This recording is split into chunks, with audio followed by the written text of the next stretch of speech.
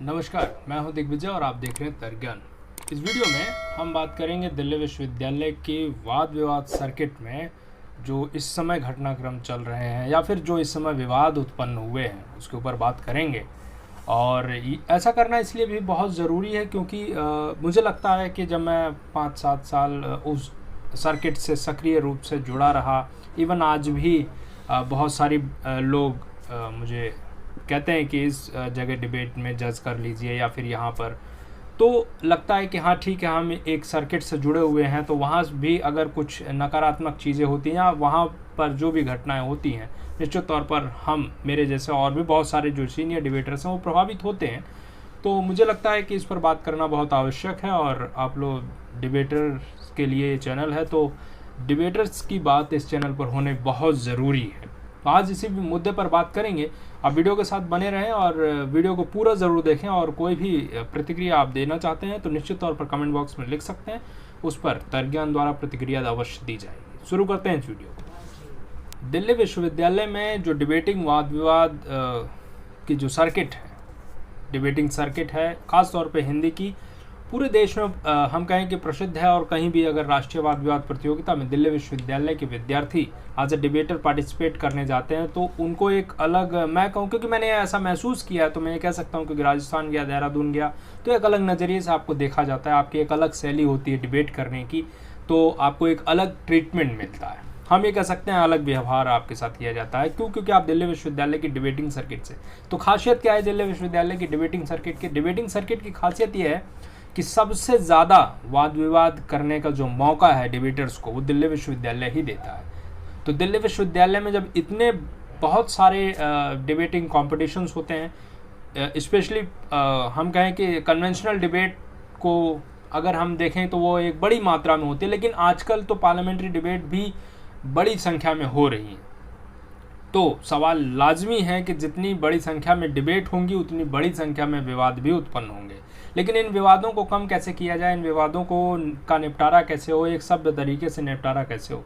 क्योंकि आप सभी, मैं किसी का पर्टिकुलर व्यक्तिगत तौर पर नाम नहीं लेना चाहता, किसी कॉलेज को, किसी इंस्टीट्यूशन का नाम लेकर उसको पॉइंट आउट नहीं करना चाहता, क्योंकि मुझे लगता है कि फिर बहुत नकारात्मक संदेश जाएगा। मैं सिर्फ अप्रत्यक्ष रूप से ये कहना चाहूँगा कि जहाँ भी ऐसी घटनाएं हुई हैं, वो घटनाएं क्या है अब उसका जिक्र मैं करूँगा।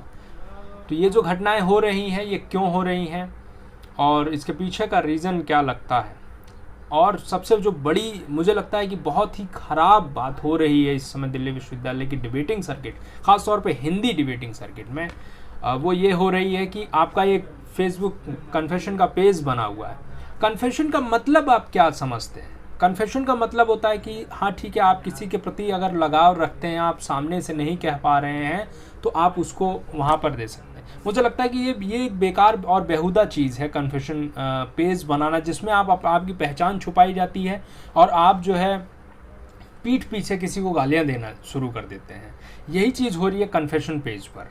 कन्फेशन पेज इसलिए बनाया गया कि कोई वहाँ सकारात्मक, पता नहीं किसने बनाया, लेकिन उन्होंने ये सोचा होगा कि कोई सकारात्मक बात कही जाएगी और शायद जिस बात को सामने कहने से डरते हैं तो वो वहाँ पर बताई जाएगी और वो पॉजिटिव होगी, सकारात्मक होगी। लेकिन देखा यह जा रहा है कि इतनी नकारात्मकता, इतनी गालियाँ वहाँ पर बकी जा रही हैं, या फिर एक दूसरे के ऊपर कीचड़ उछाड़ने का जो सवाल वहाँ पर कीचड़ उछाड़ने का जो काम किया जा रहा है वो बेहद ही दुर्भाग्यपूर्ण है। और हमें लगता है कि इसमें एक पॉजिटिव चीज़ ये देख सकते हैं कि जिनके अंदर में इतनी नकारात्मकता भरी हुई है, जो सामने कहने की हिम्मत नहीं रखते हैं, वो लोग कन्फेशन पेज पर जाते हैं और तमाम तरीके की बातें लिखते हैं।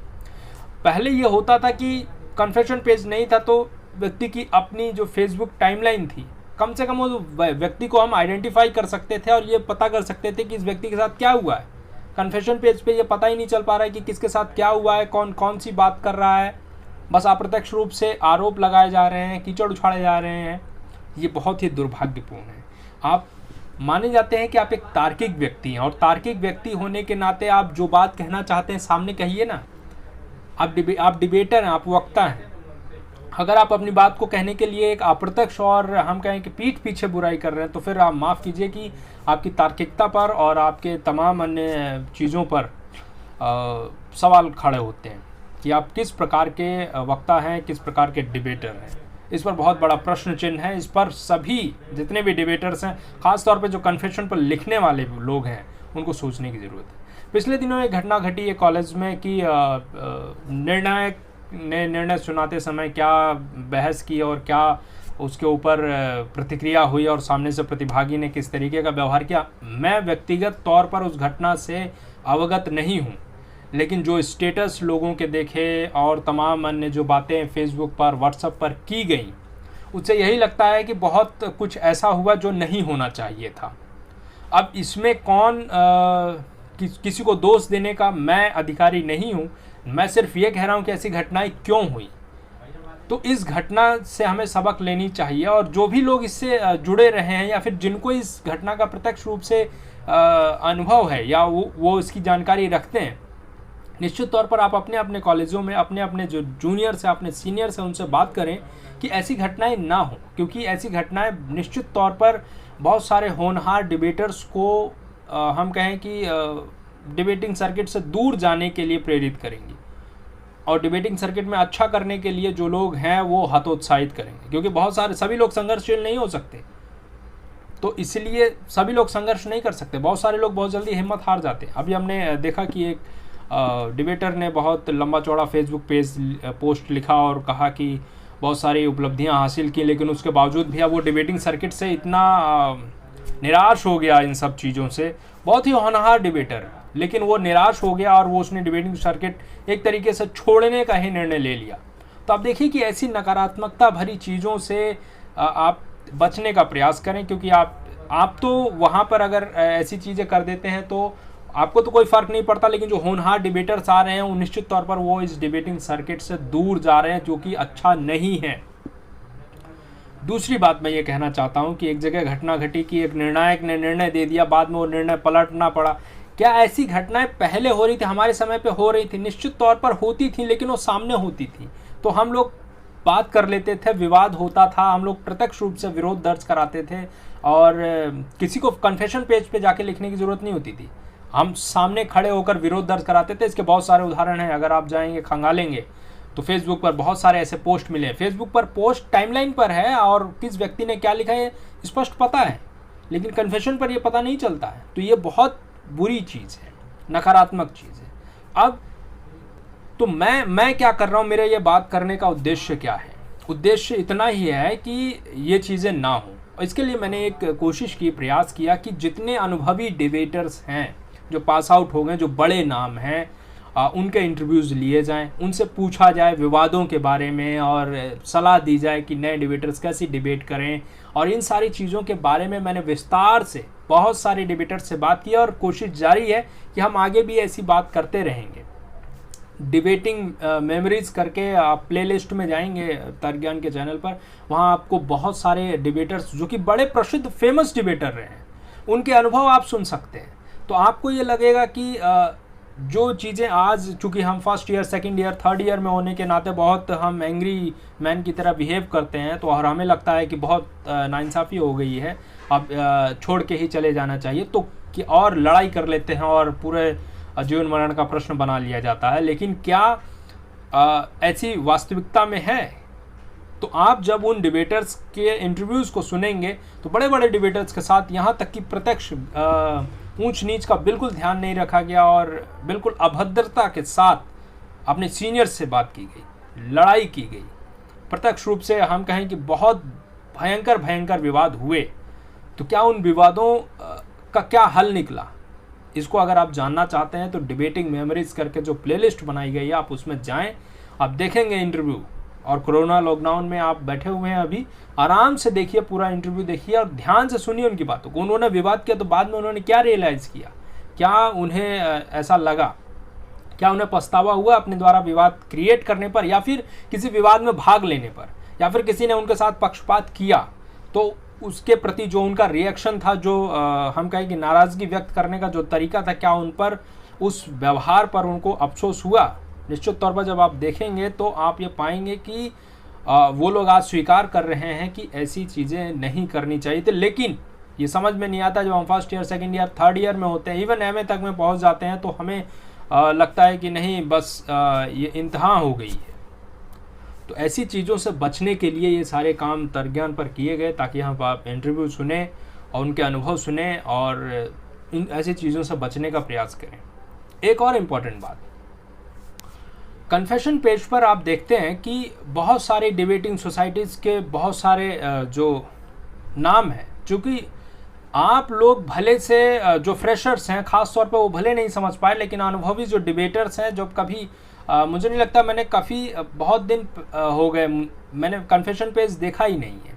लेकिन जब एक्टिव था, जब लॉकडाउन नहीं लगा हुआ था, जब मैं डिबेट में भी जा रहा था, तो मैंने देखा था कि जो लोग अपनी पहचान छुपा के लिखने की कोशिश कर रहे हैं, उनकी पहचान अनुभवी डिबेटर्स द्वारा बाकायदा पकड़ी जा रही थी और वो जान रहे थे कि कौन क्या लिख रहा है। आप इस बात को बिल्कुल ही ये मत समझिए कि कोई किसी को पता नहीं चल रहा है, पता चल रहा है, अनुभवी डिबेटर्स को पता चल रहा है और वो लोग सब नोट कर रहे हैं और वो इस बात से भी बहुत दुखी हैं कि ऐसी चीज़ें हो रही हैं। इसलिए बहुत सारे अनुभवी डिबेटर्स आपके द्वारा बुलाने पर भी नहीं आते हैं।